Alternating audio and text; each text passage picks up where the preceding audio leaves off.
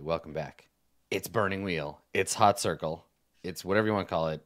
It's intrigue time. Okay. All right. Okay. I'm curious. Who wants to go next? Right? Because everybody is all a little separated. But yeah, I will let you decide who's gonna be the next person. Who's my next victim? I mean, exciting player opportunity. Alessandra, do you want to go? I can go next. Agatha? If no one is feeling the need to volunteer themselves, I will go. I want Agatha. Okay, Agatha, you are you're in jail. Yeah, sucks. You're in a prison cell. Yeah, you had a conversation with the ghost of the woman that you murdered in the pit. I remember that. I mean, the fall killed her. Okay. I just commended her corpse to the spirit world so that I could have magic powers again. That is true. Yeah, the poor lamplighter. But I do not think that she is present now. I think that you find yourself alone in the cell. What? And so What does this look like? What does your time in solitude appear? What form does it take? So, yeah, I mean, I think she's sitting in the dark, like wringing her hands and muttering to herself, trying to figure out how she is going to like deal with her circumstances. Her attempt to get a rat to act as messenger was trod upon by It was, yes, by the nun. And so I think I'm going to look towards a different set of helpers to carry my message. Mm-hmm. Which is that I'm going to do some mild spirit binding. Okay. In order to, I think I'll rely on the spirits of shadow here to carry a message to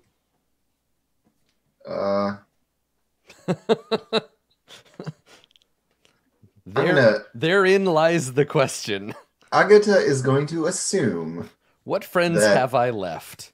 Her apprentice, Joy, will still be helpful and subservient. This is what she will assume. Okay. Excellent. Cue up a scene of Emilio peeing himself as the spirits of shadow descend upon the two of them. Yes. But yeah, I'm gonna dispatch a spirit of shadow to act as a messenger. Oh my god, your princess Zelda-ing Joy. That's so good. Well, and also that Joy has like prophetic dreams and shit.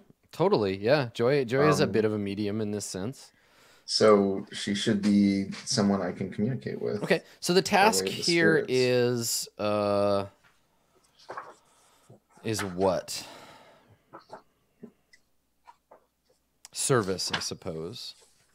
Yeah. What do we got here? We got help, harm. I guess it's revealing to me. It's revealing to me this fact, or what it's. Yeah, it's revealing to me this someone fact, else. But it's reveal unto them this fact. Yeah, exactly. So. Okay, excellent. So this type of reveal requires a Strength 3 spirit because this is just game setting facts are established by the GM. This type of reveal requires directions, the weather, the lay of the land, this kind of thing. Cool. Yeah, the fact that Agatha is in prison. Mm-hmm. Yeah. So I got wound dice to consider. Let me look at this thing here. Mm-hmm. Okay. Because also I only need one.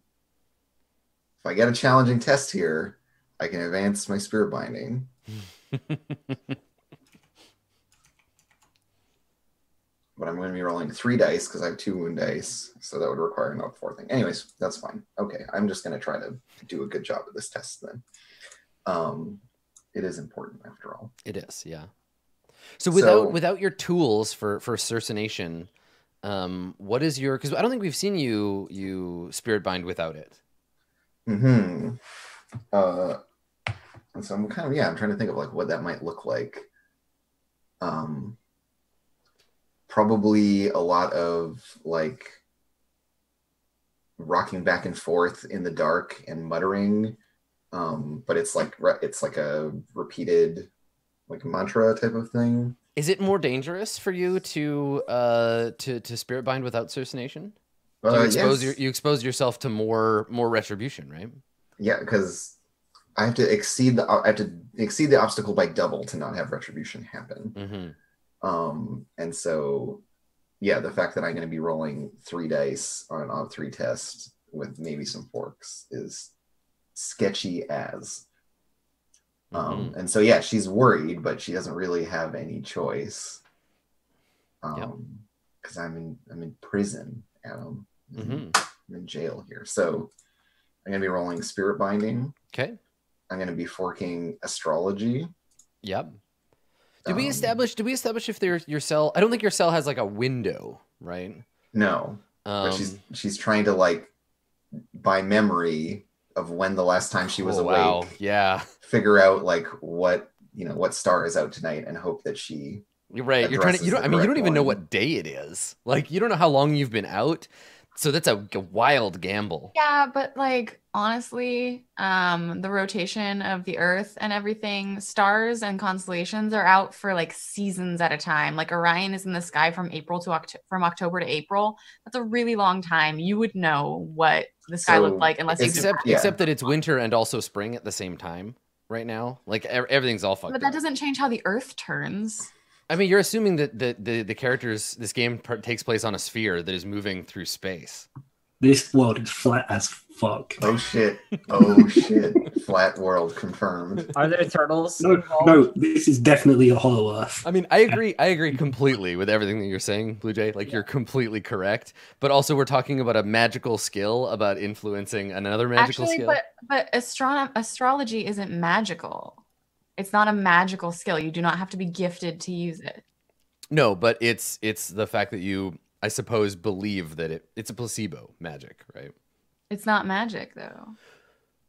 Well, I mean, it's that's what I'm saying. It's a placebo, and if you don't know, Agatha's uncertainty is what would cause. I'm not saying she can't use it. I'm just saying that it's dangerous, and she knows that because she doesn't really know what day it is. Or she's trying to like figure it out, working backwards from the last time she was awake. And so, God, are there any other valid forks for spirit binding? Because it's mostly just that you use cercination to make it better, right? Forks, astrology, linked tests are appropriate. Yeah, so literally I can fork astrology and that's it. Which I will have to roll separately. So, base on 3, here we go. Red is a good color. Yeah, red's a great color. Oh, Jesus Christ. All right. Ew, not the red. So here's my... Okay. I get a 1. Okay. The ones are back. Okay. So she is... Oh, actually, sorry. This is not true. This is patently wrong. I get an extra die from your eminence. My eminence for my spirit mark. Yep. And then I get... I'm still only bound in shadow, so I don't get an extra die from that, but I have a spirit mark. So I'm going to roll this extra die. It is open-ended. So maybe...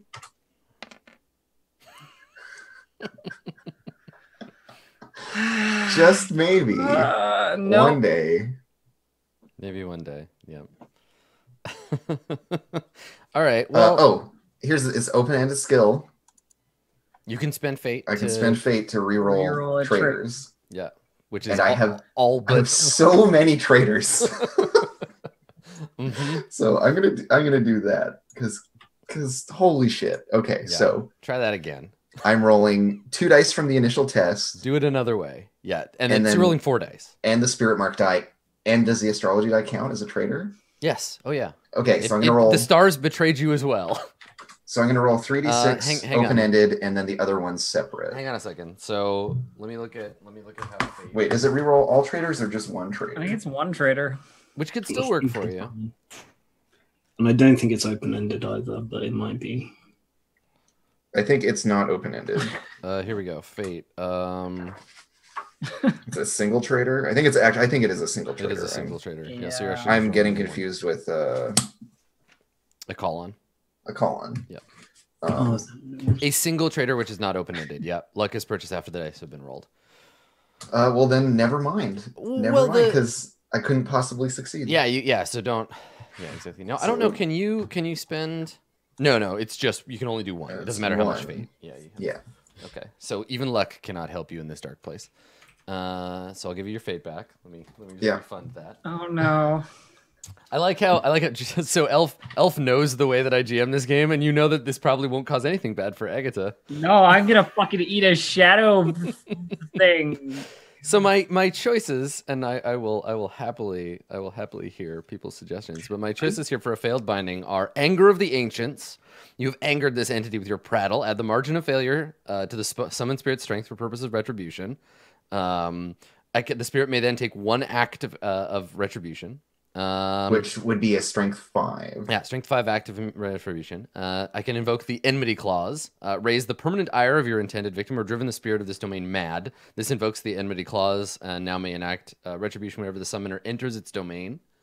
So whenever you're in the shadows, whenever joy is in the shadows, if I felt like it. Oh shit. Or it's a summoner. Didn't it say when the summoner enters its domain? yes, when the summoner enters the domain. Yeah, that's true. So I would have to invoke retribution on someone else if I felt that, not that one. And then what it can do is it can obscure, hinder, steal, or harm. A spirit bound to reveal will later attempt to obscure. Add its spirit strength as an obstacle against an appropriate perception test or perception rooted skill test. I can add strength as an obstacle penalty to an applicable physical task. Or it can foul or steal the summoner's possessions. Wind will carry away unlikely items. Muddy road will suck under a precious boot. You really have no items. But it's specific to what the spirit was bound to do. So in this case, it would obscure. Yes, it would like. Quick question. Your familiar is a spirit, right? It is. It's not a spirit of shadow, though. Oh. Yeah.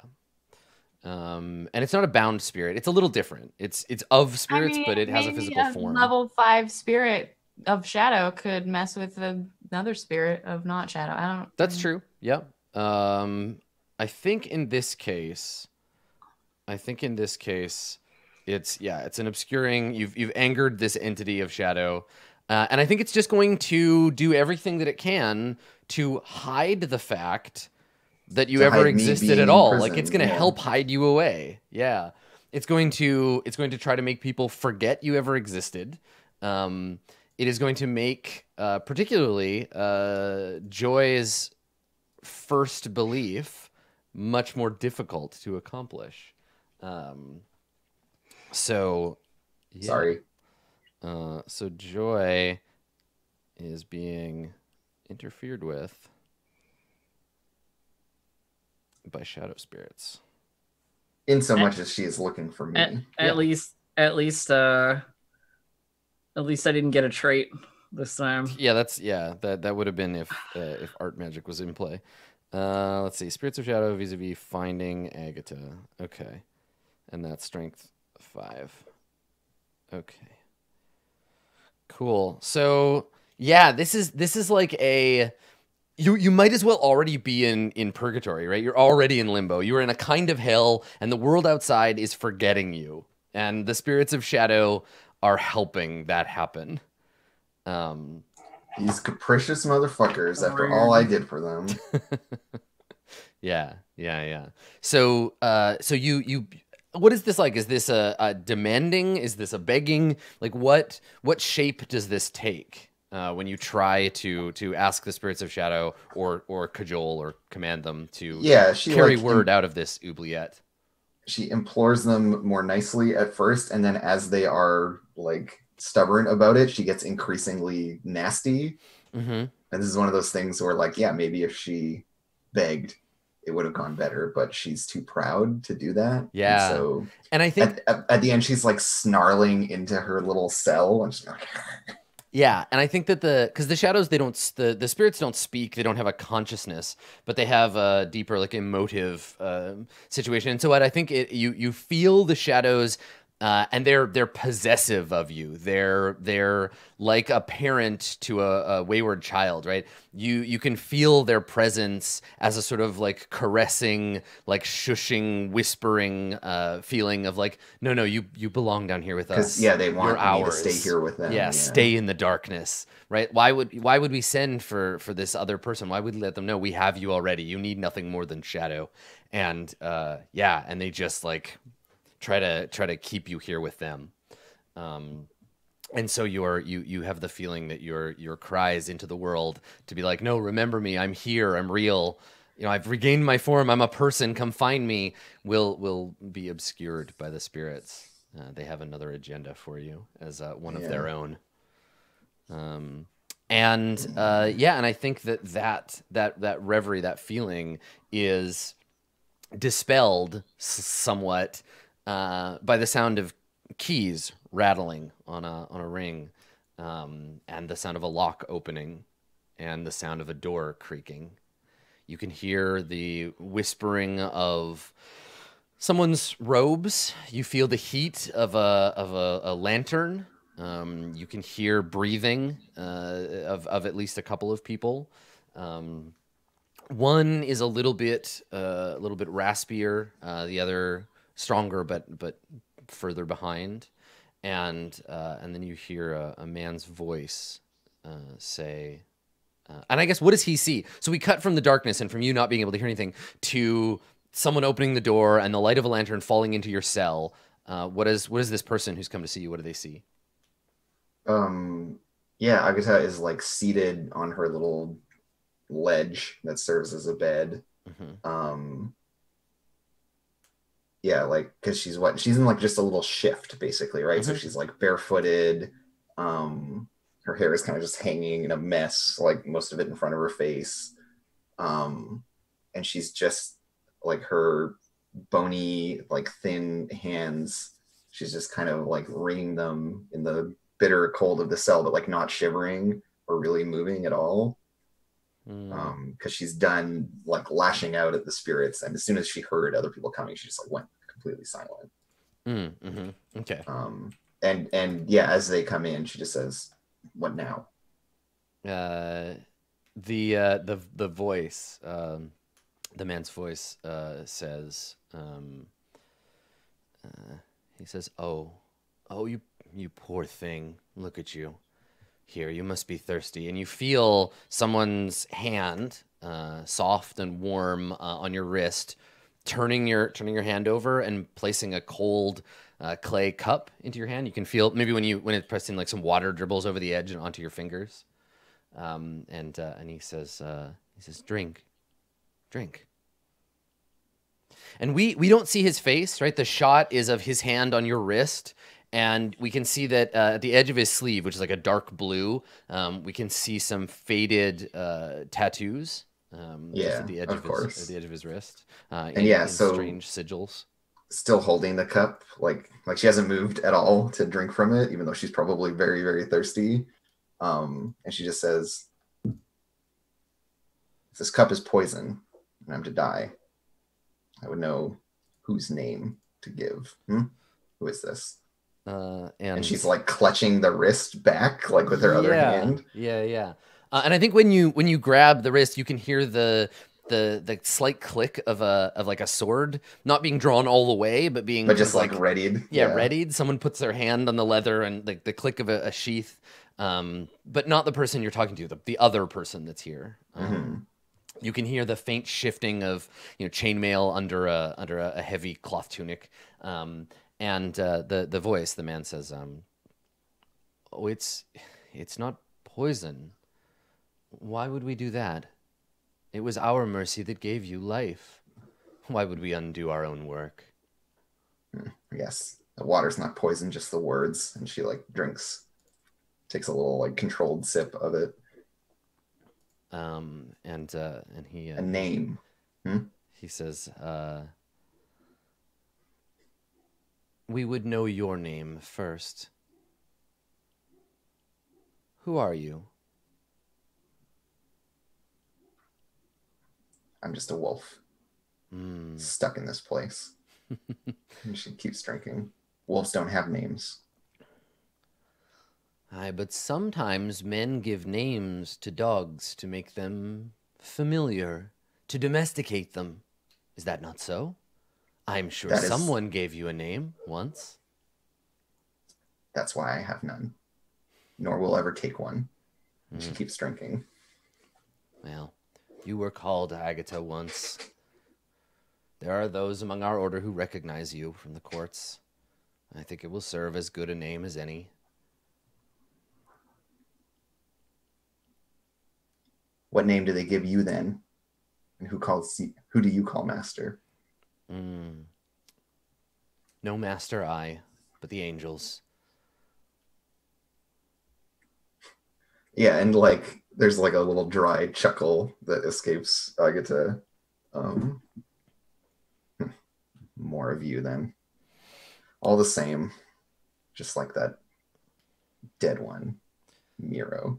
She like spits the name out. You hear someone cough, like a third person who's like standing kind of outside, and then you hear the voice say,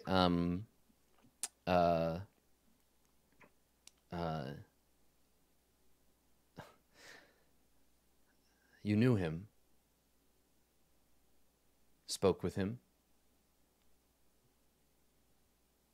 And yeah, then she kind of like shrugs and leans back and like takes on a more kind of confident pose. So you start to lean back and you feel a hand at the back of your neck. Like he's sitting on the bench next to you and he's like grabbed your head to keep you from pulling back.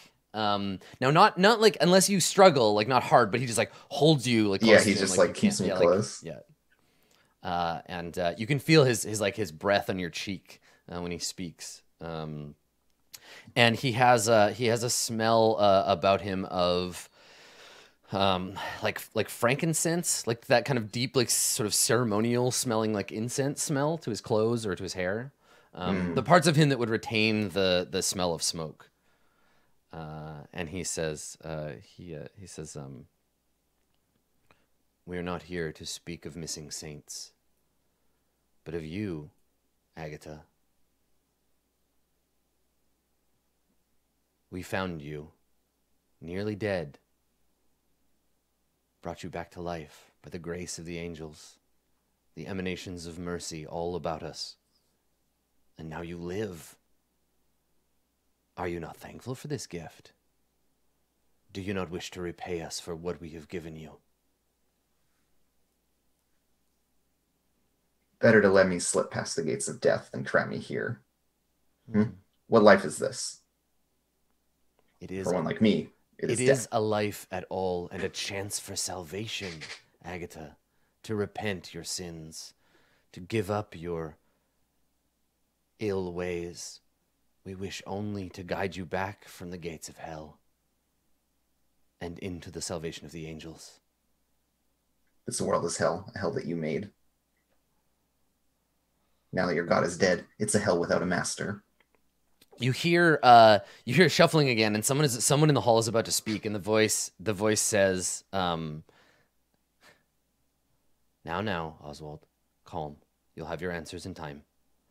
And then there's like a coughing and a like someone is nervously kind of like shuffling in the hall, watching this happen. And the voice says, "Our seers have been given visions of your importance. There is no hell for you except the one you make yourself. We want only to help you see the light, Agatha." And you can feel the hand has moved from the back of your head to like touch your cheek and like brush your hair out of your face. And we see your face and like I don't think we ever cleared up like whether you lost your vision or like do your eyes look like healthy but you can't see? They or mismatch they, and they mismatch and one of them is like super you know how like huskies will sometimes have that like super blue, like super pale blue eye. She has one of those and then like a regular eye. But neither of them really work and they're always kind of unfocused. And yeah, so like, you know, these eyes are kind of like, they're not like looking into his, they're kind of just like off, like slightly the wrong angle. Yeah. Yeah, so again, we see a close up of your face, and all of this is shot in like a Hannibal-esque, like ultra low, like the shallow depth of field. So we only get like your pupil, like not even your whole eye is in focus, and then Yeah. this out of focus like hand brushes your face, and we can see that he's wearing like gold rings on his fingers, and he has like the blue of tattoos on his hands. And he says to you, do not resist this gift. The angels want only what is best for all of mankind, even you, one who has fallen so far from grace. You have great power in you, Agatha. We would give you purpose for that power.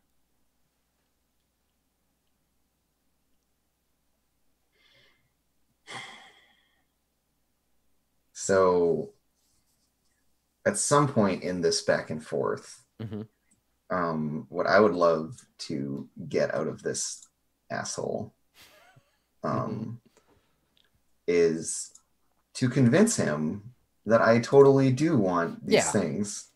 But in the like, in that really perverse way that people like him are going to be looking at this, where it's like I say no a lot, but like somewhere inside me there's the like you know like that whole So what you want to do is not crazy bullshit. Yeah, you don't want to be like, oh yes, of course, please, like I want forgiveness. You want to be like, just like with the sister, it's no. about resisting and being really nasty, and they're like, oh yes, no, this like God's work must be done here, like that whole kink.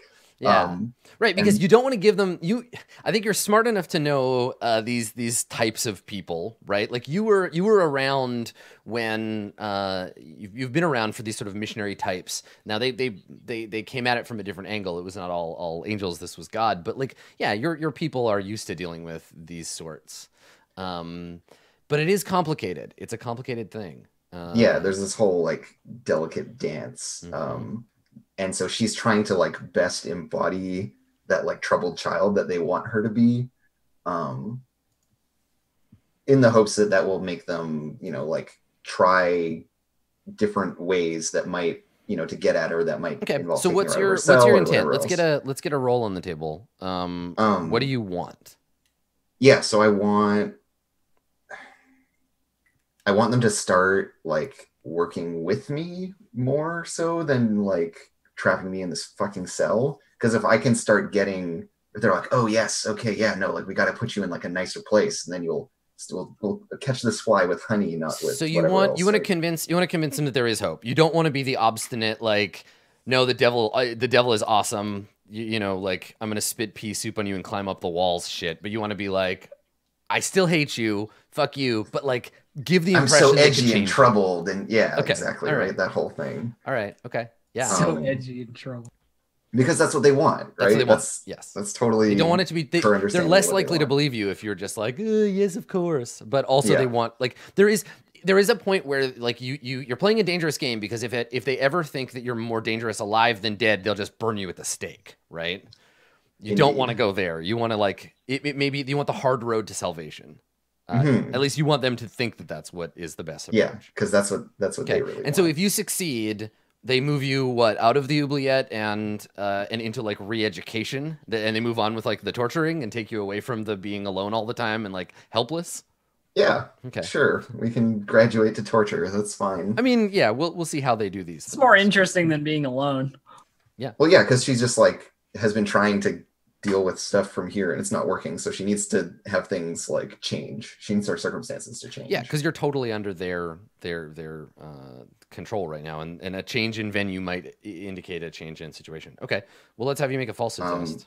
And yeah, I just want to spin some lies at this motherfucker first before I make the roll. Okay. So all right.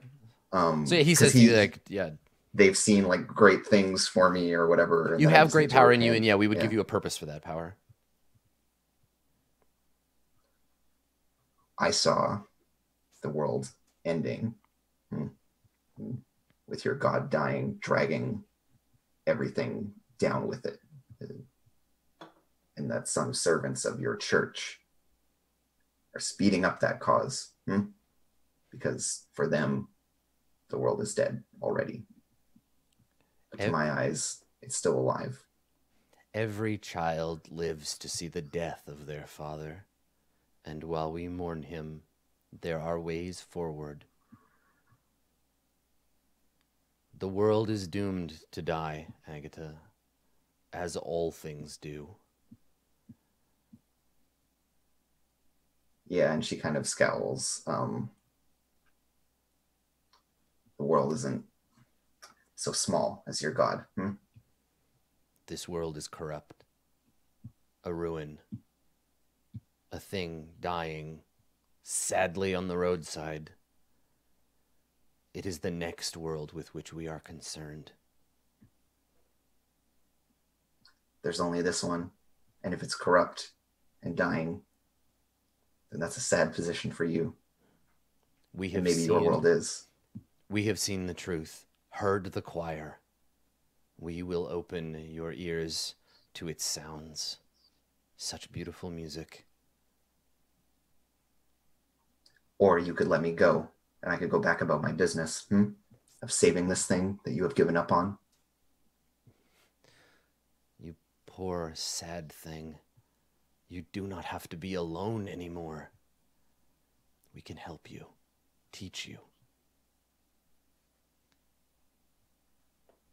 A wolf will always be alone among dogs. And she like pulls away from him and crosses her arms. And I'm happy to make my roll now. Yeah, totally. So you're basically telling them like I'm gonna need like a more aggressive convincing. Yeah, and like I kind of want the similar things to what they want, but like it's that whole trying to dance that delicate dance. So is this persuade or falsehood? This is falsehood for sure because This is you're lying, falsehood, okay. right? You're Great. You're putting up this like I could be saved when really, I mean, maybe you could. Maybe that's the direction Agatha ends up going. But for right now, you're like, no, get the fuck out of here. Yeah. Okay. So we'll do falsehood. I'm gonna fork in persuasion. I'm gonna fork in apocalypse wise. I'm going to fork in symbology. Yeah, I don't think so. No. I get that it's related, but I don't think in this case it's going to help you. Can I fork in bargaining? Which is for supernatural bargaining. No. Okay. No. Like, I could see if you were doing mundane bargaining, but it didn't really fit in here. This is just like convincing them that, yeah. Okay, cool. So I'm getting 3 forks then on my falsehood. Yes. What is my ob? The will of the person you're trying to convince is 6. Yeah, so I'm... but this is falsehood. Yeah, this is falsehood. So it's about the lie. Still, falsehood is the will. It's only ugly truth, I think. That's that. Oh, sorry. I just get confused. Yeah. Now, add an advantage die if the lie is believable. Yeah, because I'm happy to give you that advantage die. Because you're playing their game, right? Yeah, I feel like I'm delivering a sufficiently solid performance of the what they want. Yeah, absolutely. Yeah, okay, cool. So hey, do you know who else would be super into you pretending to be part of this cult and then be subverting them from within? Who's that? Corruption. That's true. That's very true. And so what, I can spend fate to get help. Listen, from Dave, my I thought we corruption? said that you weren't going to be playing Miro anymore. Dave, the whispering voice of darkness. Or persona to bring in my corruption. You right? spend fate to get help from corruption. Yeah, you spend persona to like tap into it. So I could spend fate to get an extra die, or I could but I'm rolling 7 dice against 6. I can spend fate to open-end it, and I have a call on. You can spend fate to reroll 6s. You have a so falsehood. I'm gonna okay. I'm just gonna try to go for it. I think I get to. So the failure condition here. Oh, and there's one thing I have to do first. Oh yes. Which is I have to and part of why I needed to talk so long was to make this possible. But I need to grit my teeth to drop my wound penalty so that I can actually make this one. Right. Yes. Let's see, what page is that on? Dave. If Lodovic dies, you're just going to play literally Satan. So, gritting my teeth. Through a supreme act of will and endurance, a character may temporarily shut off -1 die of pain modifiers. I have to make an OB4 health test. So, gonna Do make that this health first. test first. Okay. I can't fork anything for health, right? Right, because it's a stat. Okay. The base sub is 4. I roll poorly, You roll poorly. Yeah. but I get a difficult health test. Did you get the difficult health test? This is you spend the persona to make the test. No, I don't even need to spend a persona. I just try to do it. Let me see. I can spend persona when I'm rolling the test to guaranteed ignore a wound penalty. Right. This is the only way you can do it otherwise. But essentially during that whole talk, she's just trying to and the lead up to it, she's just trying to steel herself so that she can be on top of her shit while having this conversation, and it doesn't work. Mm-hmm. So I still have to deal with my wound penalties. Yeah. Okay. Now when making this roll. Is it just that it stays, or does it further complicate? I'm not Yeah, I mean, this doesn't make it any worse. No, it doesn't make it worse, but a failure is a failure, right? Like that I can introduce twists and stuff, but I think in this case you're already pretty fucked up and in a bad place, and I don't know how being wounded is going to more complicate things for you. So yeah, so I'm rolling falsehood. So let's talk about failure here. So yeah, what does failure look like? I see 2 tracks ahead. Success means that he's like, good, yes, you are resisting. This is how it is meant to be. We will take you up to the, I don't know, choirarium or whatever, and make you listen to the sacred organ, and we're gonna put you through. We're gonna start re-educating you. That God, there is please hope. Don't expose me to his sacred organ, Adam. Failure. In this case, I feel like I don't think he's ready to give up yet. I don't, because there is a point where I feel like failure here is fine, you stay here in the dark, and they try another more brutal tactic to break you a little more first. Mm-hmm. Also, in my imaginary clock of burn Agatha at the stake, we will tick a box. I'll fill one segment of the Agatha is a better burned at the stake than she is anything else. So let me start that clock up here. Burn Agatha. Stake. Yeah, the witch trial clock. But the idea is that failure is, I think, that you're tortured, but not hot irons tortured, but they don't feed you for a week or whatever, right? They leave you in the darkness. They're like, if you like the company of shadows, then stay here. We'll see how good your shadows are to you. In which case, they're jerks to me. In which case, the shadows are like, great, yes, apparently. stay with us and die alone in the darkness. We love that shit. Okay, cool. Go ahead and make that test. Okay, and it's gonna be bad. I can fork astrology in this as well, right? Totally. Okay, we gotta pull out all the stops Mm-hmm. here. I got the persona point in case they decide to kill me. So I gotta hold that. I will.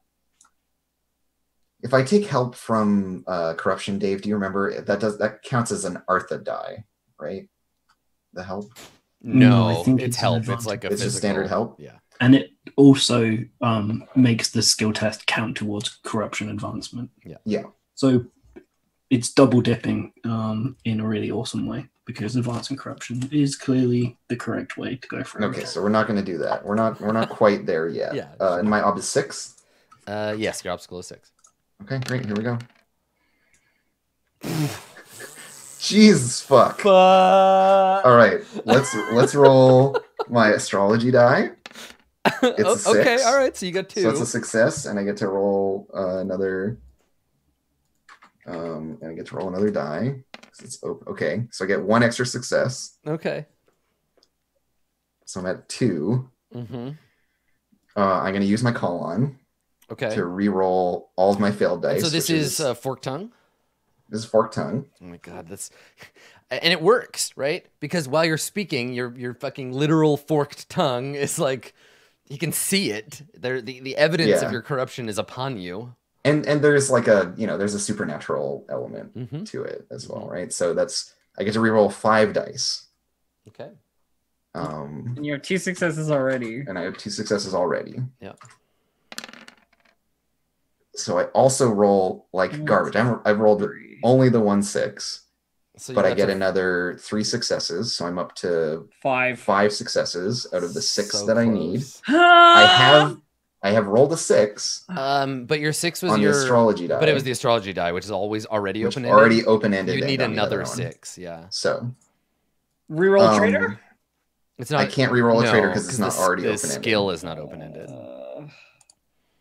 So, 'tis a fail. Mhm. This is very close. I got No. within Very, one. very close. Got within 1, despite my wound penalty and Damn all it, that other Dave. shit. I was playing the corruption, just so you know that if it helped you. Is this the rule, the house rule now? Is that Dave rolls all No. corruption dice? Dave is just corruption. Dave is corruption. Okay. Yeah. So there it is. I don't spend any fate or anything. So what is 'cause, it? like, What is it that can't, gives it's you not away helpful. as being like what stops him from believing you and being like, yes, now is the time to move you into the What other stops him place." from believing me is the whispers of the angels, obviously. Yeah. Okay. Because this dude can hear that shit, right? Mhm. Yeah. So whatever horrifying Or he thinks he demon can. or ghost or whatever is haunting this dude, fucking sees through it. Mhm. Easy peasy. So I think we see Like him. he wants to believe me, but Mhm. something else like stops him Okay. and checks him. Yeah. So I think he just stands suddenly at the end of your speech, and you hear him sigh, and he says, "Yeah, if you so desire the company of darkness, then you'll have it." And he steps outside, and you hear the door slam, the sound of the keys in the lock. And I think there's other things happening, like you can hear him talking or whatever, but it's overpowered by the whisperings of the shadows, and they're so happy. They're just like, "Yes, Agatha, like, right, like we love you, Agatha. Yeah, like, stay of here in the course. darkness with us." Like they're proud of you, right? There's this feeling that like you belong in the darkness, and the trick here is that you failed to lie to the priest, right, to the father, but the shadows heard your words as truth, and they're like, yes. Yeah. Okay. Great. Thanks, guys. We love you. And yeah, so she just like silently like pulls her knees into her chest and just like sits in the dark, like in the corner of her little cell, So in complete silence. all right, I'm gonna advance the burn Agatha at the stake clock, and we'll see how that goes. Cool. All right. Just 1 success, 1 6. God damn it. I know your feel. I feel you. So Oswald and this mysterious figure, they leave you alone in the dark with your shadows. I mean, maybe this is the spirit of the lamplighter, sitting next to you on the bench, consoling you, like, there, dear, everything's going to be all right. Yeah, totally. It's not so bad being trapped She's in like the patting shadow you on realm. your hand, and we see her ghostly hand, like, oh, it's so good. Cool. It's like almost, it's slightly passing into my own as she like strokes it. Yeah, totally. Yeah. I figure her ghost looks kind of like the hologram girlfriend from Blade Runner. Yeah, that's totally. exactly what I was thinking. Yeah, totally. Cool. All right. Well, meanwhile, let's start in on we'll start in on a short scene, and then we can either continue it after the break or jump there. But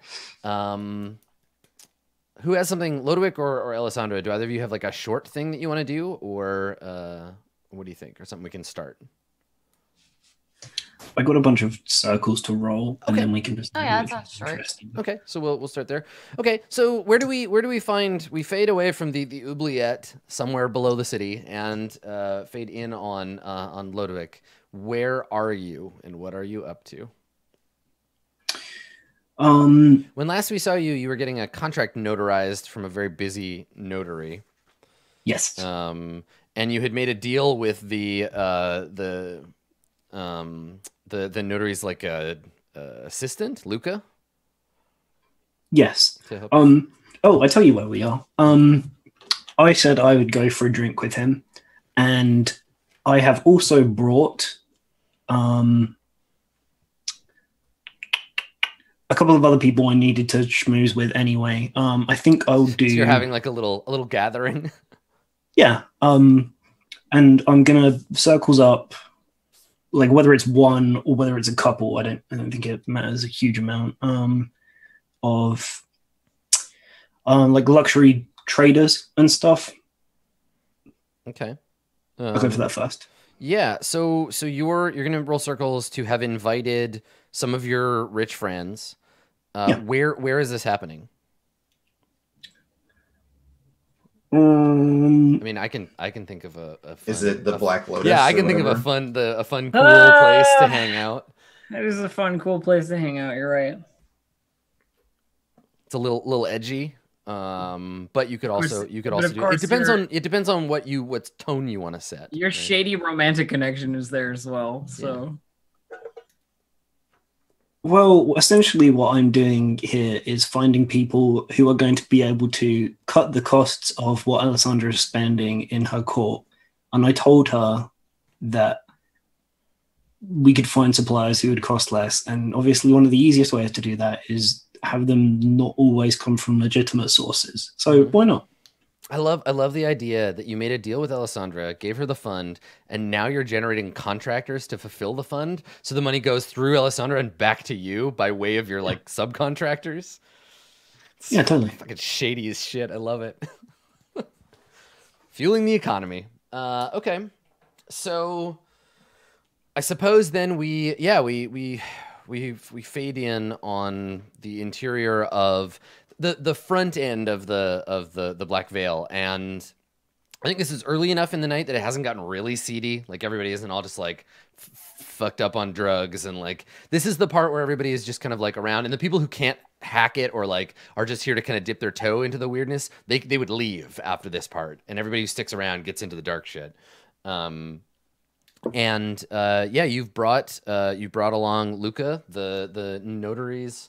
Was Luca the notary or the notary's assistant? I can't remember. Notary's assistant. The assistant was Luca. Okay, so Luca is a nervous young man in this environment because he spends most of his time working. Doesn't have a lot of time to socialize. He's still quite new to Carpathia, and old Uncle Lodowick here is showing him a good time in a place he would never go on his own. So we see the two of you come inside, and one of the servants, a beautiful young boy, takes your coat, takes Luca's coat. Luca does that thing where it's hot and like humid inside, and he takes his glasses off and like wipes them off on his tunic. And he says to you, and this is how we get our first shot of you, right? We see him, and he's like out of place. He looks around, kind of blinking through the fog on his glasses, and shakes his head and says, I had never thought to come to a place like this. It's very exotic. Do you come here often, Ludovic? And he looks over, and we follow his gaze to you. And are you like confidently looking around? Like what's Ludovic's look?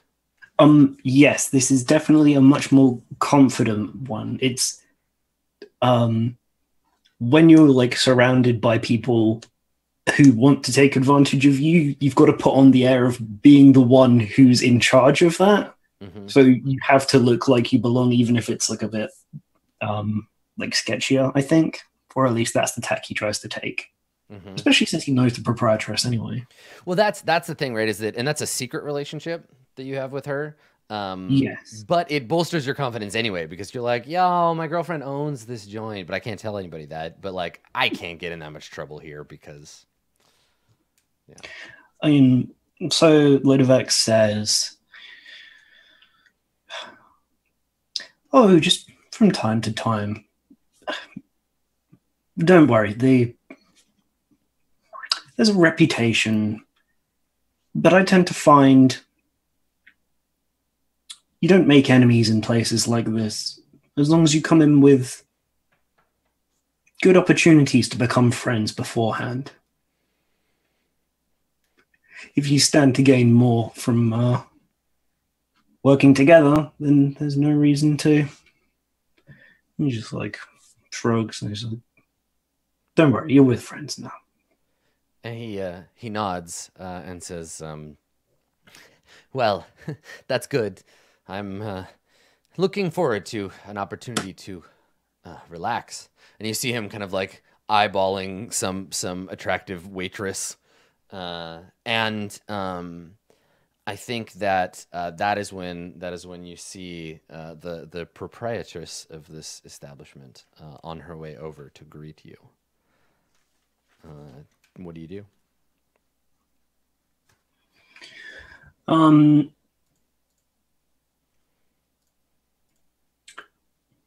I give her like a quick smile, and I point towards the waitress that he'd been looking at. Mm. So, like, we can work together on this. Like, we've probably done this before. I've probably brought people here to become friends, like by showing them like a good time in a place that they're not super comfortable with. So it gives me like a bunch of leverage over them. Yeah, I like it. It puts them off balance. So she knows that this is kind of what's going on. Okay, so she comes up to you, Katerina, and looks at you and your young friend, and she says, welcome back, Mr. Axter. I have a table for you at the back. This way, please. And she gestures, and as the two of you, I guess three of you, because your bodyguard is there. As the three of you walk back towards the table, she says, "Will there be any others in your party this evening?" I'm expecting a few more to join us. Well, hopefully. Anyway, it would be very rude if they didn't accept the invitation. But I'll make sure there's room for them. And she looks at Luca and she says, "And who is your companion?"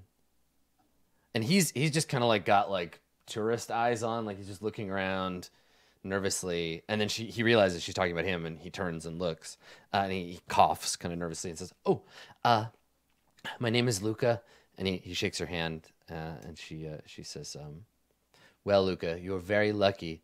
You're in the finest establishment in all of Carpathia with one of my favorite customers." And she looks at you, and the look at him is like a smile and a little theatrical. The look at you is kind of just like deadpan, like, "Oh my God, I just fucking hate doing this." Like, she doesn't really hate it, but she gives you a look like, "You owe me, asshole." Yeah, what do you say? It's like, "Oh, you flatter me, my good lady. Please, we're seeming to come across as so formal. We're here to have a good time, aren't we, Luca? That was part of our agreement, after all." And he nods and says, "Yes, I've been working very hard. I could use a drink." And she nods and she says, "You're in good hands, young sir." And she looks at you and she says, "I'll have someone bring over something appropriate." And she gives you a little bow and then leaves. Now, the people you have invited, let's imagine that they arrive, right? You get seated, and let's have the circles test roll and see how this is when they show up. Okay, right. So I've got 3 circles. People I want, purveyors of luxury goods. Not always necessarily above board, but who cares about that? Okay. So when you say luxury goods, what sorts of luxury goods are you talking about? We've talked a little bit before about the importance for the nobles of Alessandra's court appearing to be somewhere that they're comfortable in, and she has to spend a lot of money on upkeeping those appearances. Mm-hmm. So it's probably stuff like tapestries, rugs,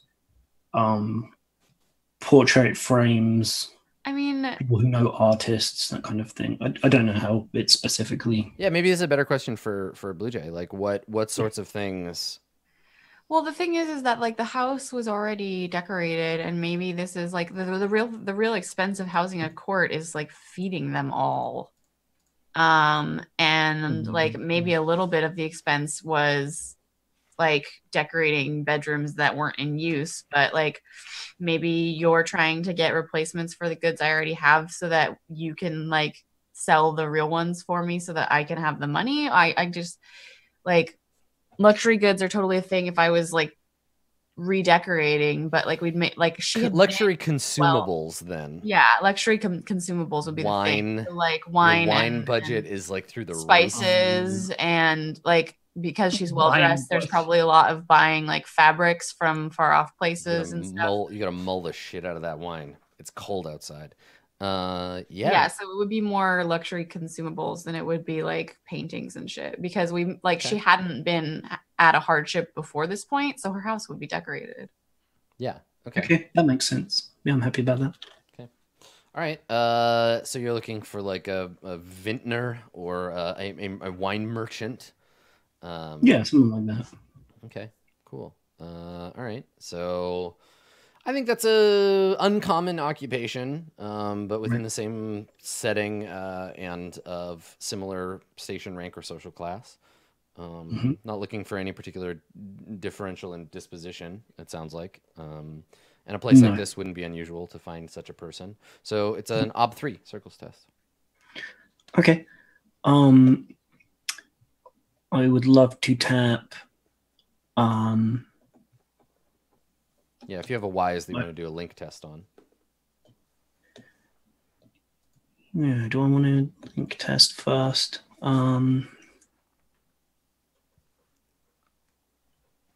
The thing is about making these link tests is typically it's harder because all my wises are at 2. Yep, that's true.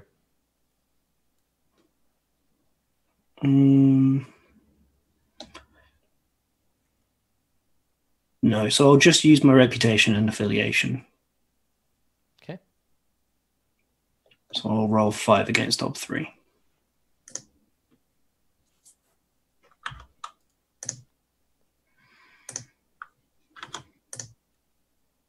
Ooh, Oh my. what has happened to me for once? That's actually a nice change. Done, done, done. We'll see.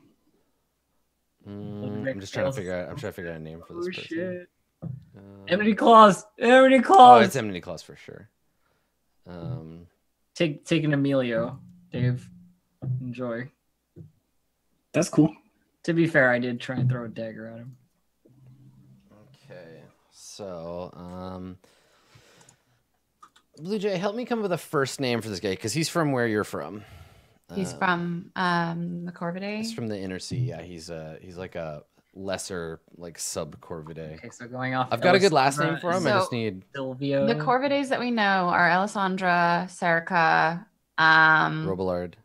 Robillard, Sylvain, Oswald, but like fuck I love him. that Sylvain is a character that got circles up and has just been around Well, for it's like the same months. it's the same for Broten. Broten just got circles and never showed up. I think that we're going with French. Is it a Frenchie? Mhm. Jean. Male or female? I think he's a man. Okay. Okay, so gender unisex. Eve. There's that's English and Norse. Mhm. Eric with 2 A's. I'm just looking from the beginning. Nicola is good. Necula is my son, though. Yeah, Yeah, Necula is the son. Necula. Alex. I think. Let's see. Jacques. What is Jacques? Cyril. That's Jean perfect. Clément. Cyril. Yes. His name is Cyril because it fits really well with his last name. So he's a way lesser noble, like one that he's like several down the line of a sub house of Corvidae called Sissa. His name is Cyril Sissa. Cyril Sissa. Mm-hmm. And he is a vintner. Carlos. Oh, I'm saving Carlos. I It'd mean, be like the man steps out of the shadow. A smirk crosses his face. I kill him instantly. Fair. I love that Elf and Blue Jay know about smirking Carlos. Yeah, of course. I don't know about Smirking Carlos. Smirking it's a secondhand meme. Carlos. Yeah. So Cyril Sissa is a somewhat puffed up. He has one foot in the nobility and 1 foot in the underworld and another foot in the merchant circle. He's kind of all over the place. Also deformed. Yeah, he has many feet. Exactly. He has a third leg. Yeah, he's a if man. You know who, what I mean? He's a man who he likes to think of himself as having friends everywhere, right? Everyone knows him. He thinks of himself as being fairly indispensable, but he does make good wine. He's good at his job. He's a bit of a pompous ass, and I think that he thinks Lodovick is. He has the opinion of Lodovick that everyone has of him, where he's like, Lodovick thinks he's so important. Now, is this guy a member of the Seeds of Silver? Did you used your affiliation to find him, right? So he is. I did. Yeah. Okay, a vintner of the Seeds of Silver. I mean, he is a part of it. Like, the best vintner around is definitely part of a merchant's guild. Yeah, totally. Okay, vintner of the Seeds of Silver. Maybe his importance is finally catching up to his shitty attitude, though. Mm-hmm. Yes, exactly. Could be. So he always thought he was a big deal, and now he's actually becoming one. And I think he shows up on the expectation that this is a favor to you, and that you're going to buy him dinner and pay for his prostitutes and buy him the drugs that he wants, and he's going to listen and maybe do something nice for you, but probably he's going to just use you for your goodwill and then be like, Lodovick, maybe I can help you in the future. I'm very busy. Like he's here to play you, basically. That's fun. Yeah. And so we see him. He's already at the table, I think, when you walk up.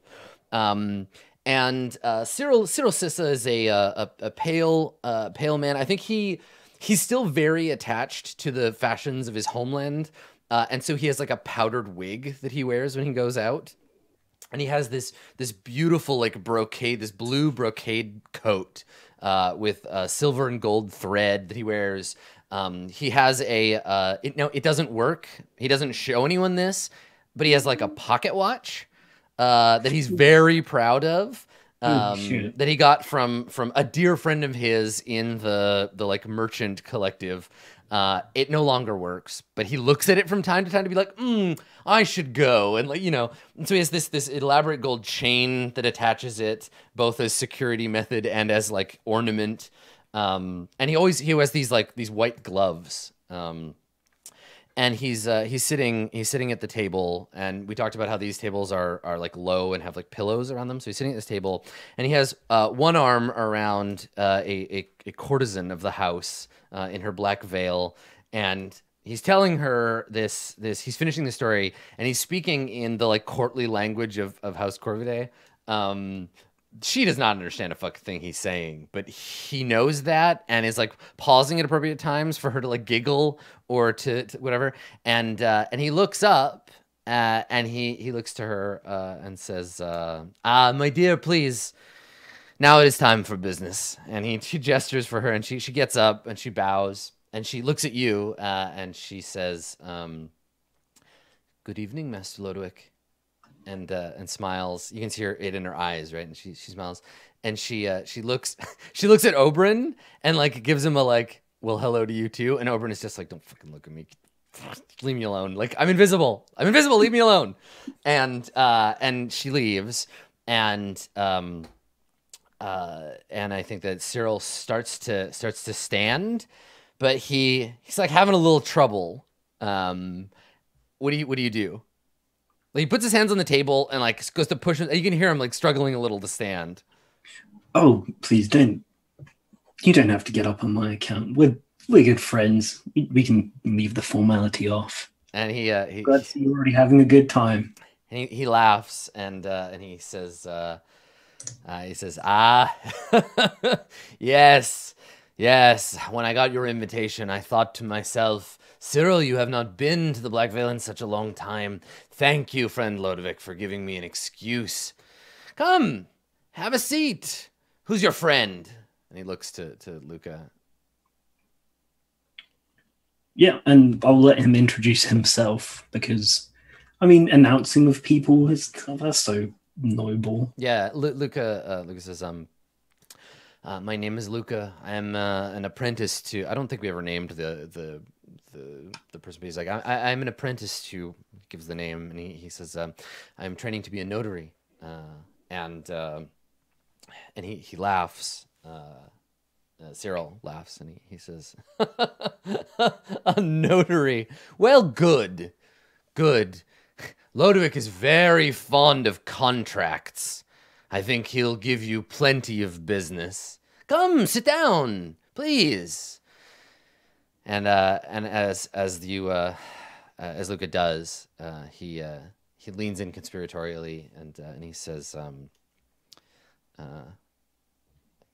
the food is good, the lotus is excellent, but the wine is trash. I brought my own, and he gestures to us this bottle of wine that's sitting on the table. Outside booze. And he says, let me pour you a glass. And he opens the wine, and there's cups on the table already. And he pours a glass for Luca first, and then one for you. It's gonna be like that, is it? And then pours a glass for himself. And he holds it up, and he says, to a pleasant evening. And he goes to like cheers with you. And he drinks it, and he sets the cup down, and delicious. I do good work, and I'm not afraid to say it. And he looks at you, Lodowick, and he says, how's business, old friend? Oh, well, I can't say too much. I promised a little bit of discretion, but there may be a large contract that's just been signed that I would love for you to be able to have a piece of. I think that's why we're here today, to celebrate that being written and also to invite you along for the ride. Yes. Celebration. A good idea, I think. And he looks at Luca and he says, what do you have to celebrate tonight, boy? And Luca kind of nervously looks at him like, and he kind of like stumbles. You've made your first steps on the career ladder. You've got your first employee of your own, haven't you? And he laughs, and Luca says, let me give you some advice. Cyril says to him, let me give you some advice, friend, about employees. Keep a close eye on them. They're always stealing something from behind your back. Be ready. And let them have only the worst of what they can get their hands on. People will always try to thieve from you, especially when you become rich. You will find there are always rats nipping at your heels. Take it as a compliment from the world. There's always going to be someone hungrier than you.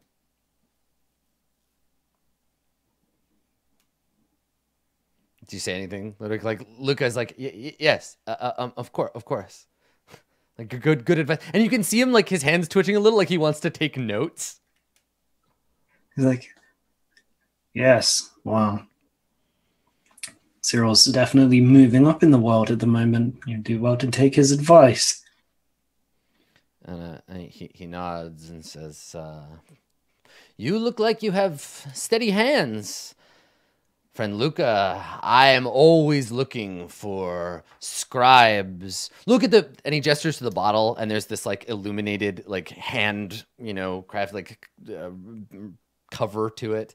And he says, did you know that I employ 6 monks, and their entire job is to make my wine look more beautiful? Look, is this not? And he holds it up and like holds it in his face, and Luca's like, yes. The scroll work is very nice. And he says, I'm always looking for talented individuals. And he looks over at you and he says, but if you are in business with my friend, I would hate to steal you away. And he like winks at him, but make sure you're looking at Cyril. This guy's my favorite guy. So instead of like falling for the bait, I say, right, well, at your suggestion, I believe we should get things going. And I gesture for a waitress, and I spend a fuck ton of money. Yeah, you're like, all right, let's just ball out of control. So the three of you are going to have a nice time. Yep. Is that the plan? Okay. Well, Katerina certainly appreciates it. Let's have you. I don't think you need to make a resource test to do this. I think you're well off, and you're not going to go broke. Yeah, I don't need routines anymore. Every interaction where you have to pay for something, Cyril does that thing where he's just like, "Oh no, I couldn't. Let me take care of that." And you're just like, "No, I'll do." And he's just like, "Oh, all right." Like he backs off at the first sign of you pushing back at all. Yeah, it's like I've picked up on those cues that you've told me out of character that I'm going to be the one doing him a favor. Okay. And so the idea here is that you want to persuade him to cut you a deal on some wine for your new endeavor. Is that what you want? Okay. All right. Yep. Yeah, and it's probably wine, and also give me some people to talk to about the best cheeses to go with the wine, the best meats, whoever's. Totally, because he's very well connected in the wine and wine related businesses. Exactly. Okay. All right. So let's have you make a roll.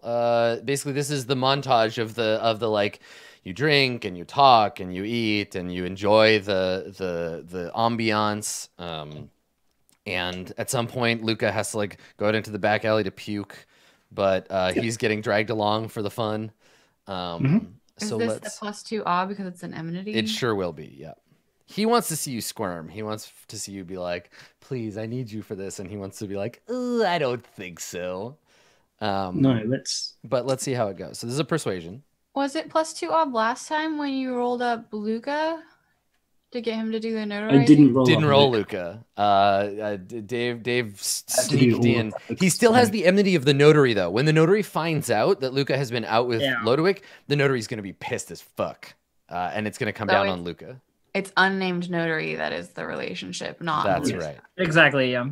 Okay. Yeah, and that still has the hanging over his. I don't know that it is persuade. I think we're making a deal. I think we're. I'm making a test to make a deal. How obsequious are you being? Like, are you willing to play his game and give him the power before you make the deal, or do you want to try to because here's the thing, like, yes, you could just go for the business thing, but I think that because he's an enemy, you're gonna need to either be obsequious first or convince him this is he can like to deal with you as an equal. Right, I see what you mean. Because he's not friendly. Like I said, he doesn't want to make a deal with you. He just wants to make you spend a bunch of money thinking he's gonna make a deal and then put you off and then never follow up. It says, Girl, please. It says any standard social skill tests. So wouldn't haggling still yes. include? Oh yeah, totally. This guy's just turning the screw. Yeah, totally. There's essentially two tests here. One is the deal itself. The other is to maintain the social like level ground, right? Unless you don't care about that, unless you can concede the level ground, in which case he's going to tell everyone that you came begging to him for a deal, and it'll like the rumor will get around. All right. So how about I make a social test to see whether or not I can haggle over the deal, and if I fail, I don't get the opportunity to haggle. Yeah, that's fine. That makes sense.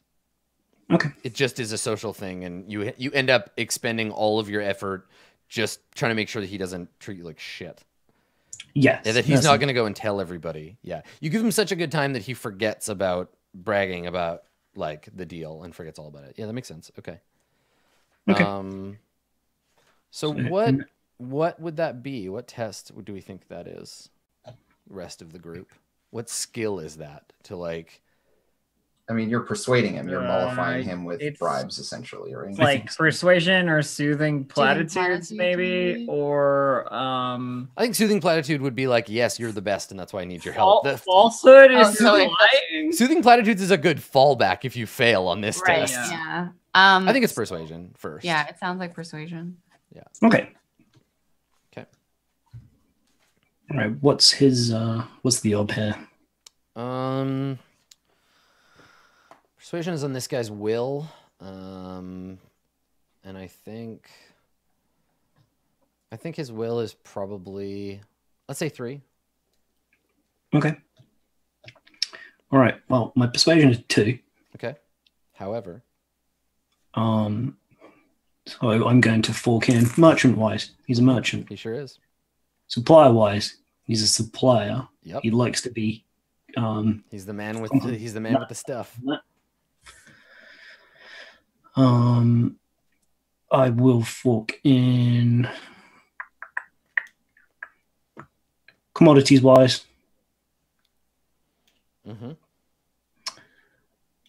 And that, I think, is everything that makes sense. Okay.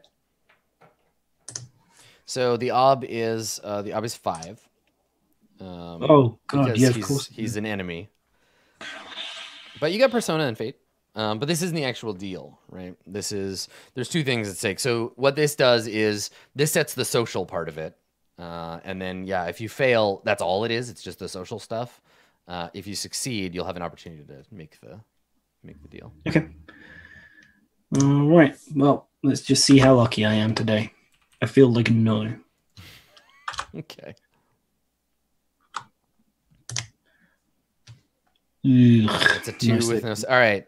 So you take your first shot at Cyril Sissa, and it just ends up being like a night on the town. It ends up being a social event, and he's happy. He's well fed on your dime. He has a great time. I think Luca has a good time, and then a little too much fun. And then the last hour is him just sitting at the table, like staring at his hands, kind of like feeling woozy and like, it's like, I don't know more. And eventually staggering home. And you don't find that opening, but there's always another day. You can go after him tomorrow when he's hungover. Yep, that's fine. With my increased persuasion. Woo. Yeah, but I think that's the night, right? Is you end up kind of schmoozing the whole time with Cyril, and Luca will not remember most of it except that like he's pretty sure he had a good time. And if you reinforce that, then he'll be like, "Oh yes, it was fun, thank you." Cool. Okay. All right. So let's take our second break there, and when we get back, we'll visit the courts of Lady Alessandra and see what the queen's former circles are up to. I imagine. Stick around. We'll be right back with more Burning Wheel.